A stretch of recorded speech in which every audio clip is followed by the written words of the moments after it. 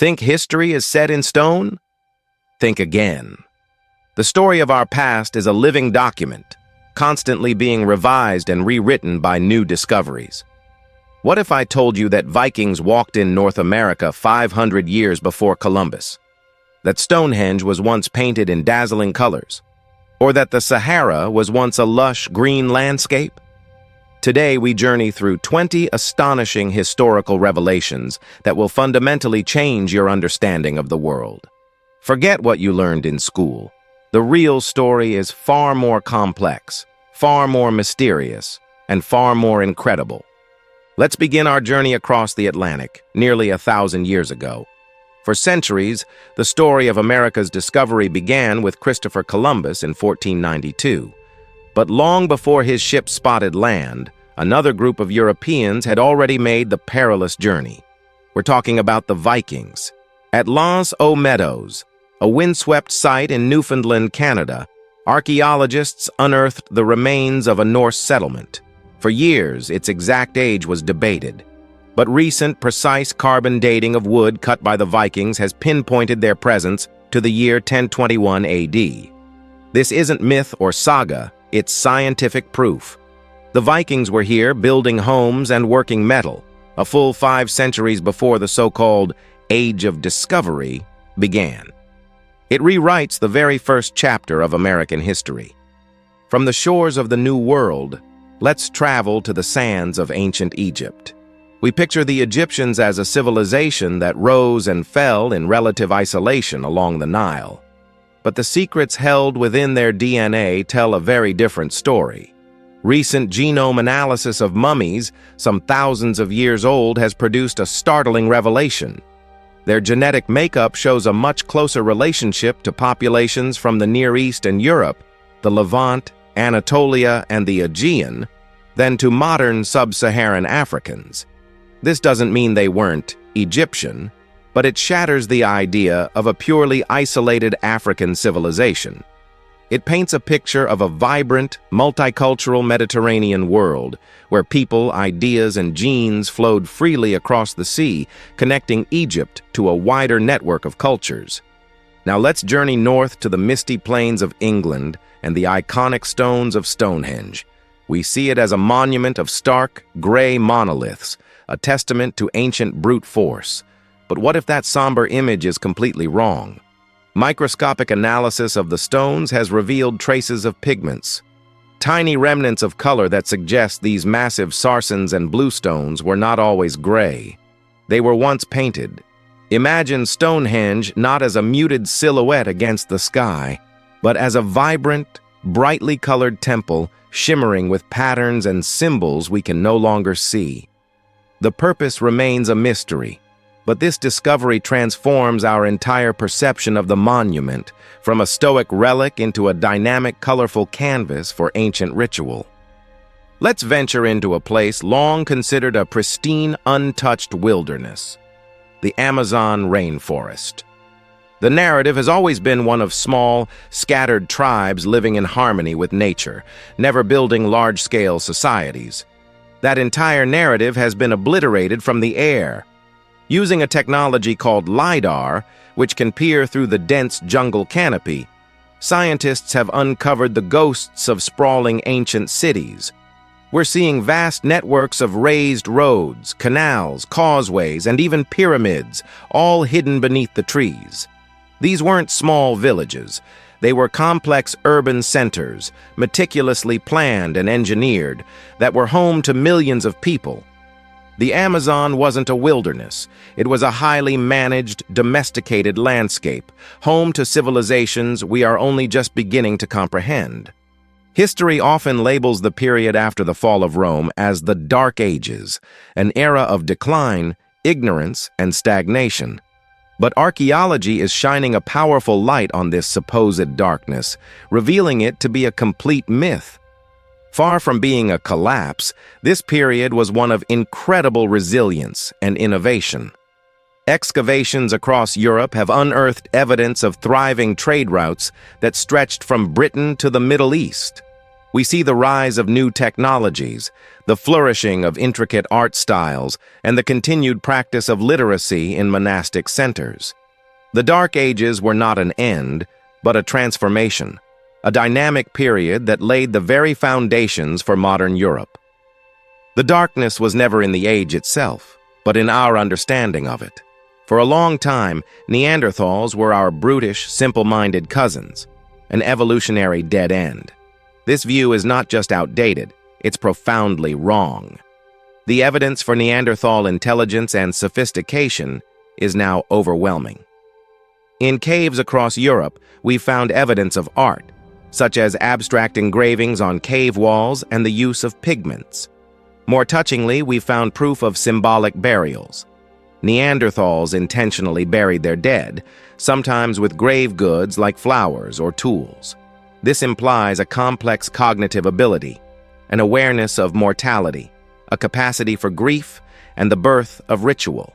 They were not grunting cavemen, but a parallel form of humanity, with minds capable of art, symbolism, and perhaps even spirituality. The story of writing has traditionally begun in Mesopotamia around 3400 BC with cuneiform script. But what if the first chapter is missing? In Romania, archaeologists uncovered a set of clay tablets known as the Tertaria tablets. They are inscribed with a system of symbols that appear to be a form of proto-writing. The controversy is their age. Some dating methods place them as far back as 5300 BC, potentially predating Mesopotamian writing by nearly 2 millennia. While the debate continues, the mere possibility that a sophisticated European culture developed a writing system so early forces us to reconsider the very cradle of civilization. History may not have a single starting point, but many.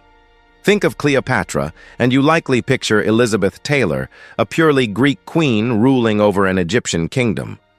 Her lineage from Ptolemy, a general of Alexander the Great, is well documented as Macedonian Greek. But what about her mother? Ancient texts are suspiciously silent on her identity, leading many to assume she was also Greek. However, recent analysis of coins minted during her reign and re-examination of ancient descriptions suggest a different story. Some scholars now argue forcefully that her mother was, in fact, an Egyptian woman, possibly a member of the priestly elite. This would make Cleopatra not a foreign ruler, but a woman of mixed heritage, deeply connected by blood to the land she governed. It changes her from a colonial queen to a true bridge between two cultures. When we think of ancient China, we think of a single, continuous line of dynasties, like the Shang and the Zhou. But in the 1980s, a discovery in Sichuan province unearthed something that didn't fit the official narrative at all. This was the Sanxingdui culture. Here, archaeologists found stunning bronze masks with bulging eyes, towering bronze trees, and intricate gold objects unlike anything seen in the Shang heartlands. This was not a regional variation of Shang culture. It was a parallel, distinct Bronze Age civilization with its own unique artistry, cosmology, and beliefs. It proves that ancient China was not a monolith, but a tapestry of different, competing, and equally advanced cultures. The first computer wasn't built in the 20th century. It was built over 2,000 years ago. In 1901, divers discovered a shipwreck off the Greek island of Antikythera. Among the treasures was a lump of corroded bronze that turned out to be one of the most important archaeological finds in history. This was the Antikythera mechanism. After decades of painstaking analysis using advanced X-ray scanning, scientists have revealed its true nature. It was an astonishingly complex analog computer. With a system of over 30 interlocking bronze gears, it could predict the positions of the sun, moon, and planets, track the cycles of the Olympic Games, and even forecast eclipses. Dating to around 100 BC, its level of mechanical sophistication would not be seen again for over 1,000 years. It is a ghost of a lost technological world. The ancient Egyptians were masters of preservation, but were they also masters of surgery? We often dismiss ancient medicine as primitive, but evidence preserved in the bodies of mummies themselves tells a different story. Skulls have been found with clear signs of trepanation, the drilling of a hole into the cranium. What's truly remarkable is that in many of these cases, the bone shows clear signs of healing and regrowth around the edges of the hole. This means the patient survived the procedure and lived for months or even years afterward.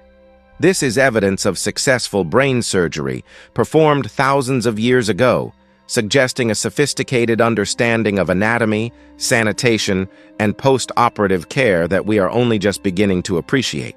Right in the heart of North America, near modern-day St. Louis, once stood a city that, at its peak around 1100 AD, was larger than medieval London. This was Cahokia. It was a sprawling metropolis, dominated by enormous earthen mounds, the largest of which, Monk's Mound, is bigger at its base than the Great Pyramid of Giza. It was the center of a powerful and influential Mississippian culture, with a population estimated at up to 20,000 people. And then, around 1350 AD, it was abandoned. The reasons remain one of history's greatest mysteries. Was it climate change, warfare, or social collapse? We don't know. But the existence of this massive lost American city completely upends the notion of a sparsely populated pre-Columbian North America. The Maya are famous for their complex calendar, but its true power went far beyond simply tracking the days. Their astronomical knowledge was breathtakingly precise. By meticulously observing and recording celestial movements over centuries, Mayan astronomers were able to create tables that predicted solar and lunar eclipses with incredible accuracy. They understood the complex cycles of the heavens and could forecast these awe-inspiring events for the benefit of their society. This wasn't just abstract science. It was a tool of statecraft and religion, demonstrating a level of mathematical and observational sophistication that rivaled any other civilization on Earth at the time. The Roman Empire left us magnificent structures like the Colosseum and the Pantheon, many of which have survived for 2 millennia. How? The secret lies in their concrete. For centuries, we thought its longevity was due to volcanic ash. But recently, scientists discovered something even more ingenious. While analyzing a sample of Roman concrete, they found strange white chunks of lime. It turns out, these were not a mixing error. They were a deliberate design feature. When tiny cracks form in the concrete and water seeps in, it reacts with these lime clasts, triggering a chemical reaction that crystallizes and heals the crack from within. The Romans didn't just build things to last, they engineered them to be self-repairing. The story of human arrival in the Americas is a heated debate, but a discovery in White Sands National Park, New Mexico, has provided the most definitive timeline yet. There, fossilized in ancient mud, were human footprints. For years, their age was contested. But through careful analysis of seeds embedded within the footprint layers, scientists have dated them to be between 21,000 and 23,000 years old. This is a bombshell. It places humans in North America during the height of the last ice age, thousands of years earlier than the long-held Clovis First theory suggested. These ancient footprints fundamentally reshape the entire story of human migration into the New World. In southern Africa stand the magnificent stone ruins of Great Zimbabwe. For over a century, colonial-era archaeologists and historians, blinded by prejudice, refused to believe that indigenous Africans could have built such a sophisticated structure. They proposed it was the work of Phoenicians, Arabs, or even the Queen of Sheba, anyone but the local Shona people. Today, that racist myth has been thoroughly debunked. Decades of archaeological work have conclusively proven that Great Zimbabwe was the capital of a powerful and wealthy indigenous African empire that thrived between the 11th and 15th centuries. It stands as a powerful testament to a great African civilization, its story finally reclaimed from the grip of colonial dismissal. Ancient warfare had its share of terrifying weapons, but perhaps none were as feared or as mysterious as Greek fire. Wielded by the Byzantine Empire, it was an incendiary weapon, a kind of primitive flamethrower that could be sprayed from ships. Its most terrifying property was that it could burn on water, making it devastating in naval battles. The formula for Greek fire was a closely guarded state secret, so secret that it was eventually lost to history. To this day, we don't know its exact composition.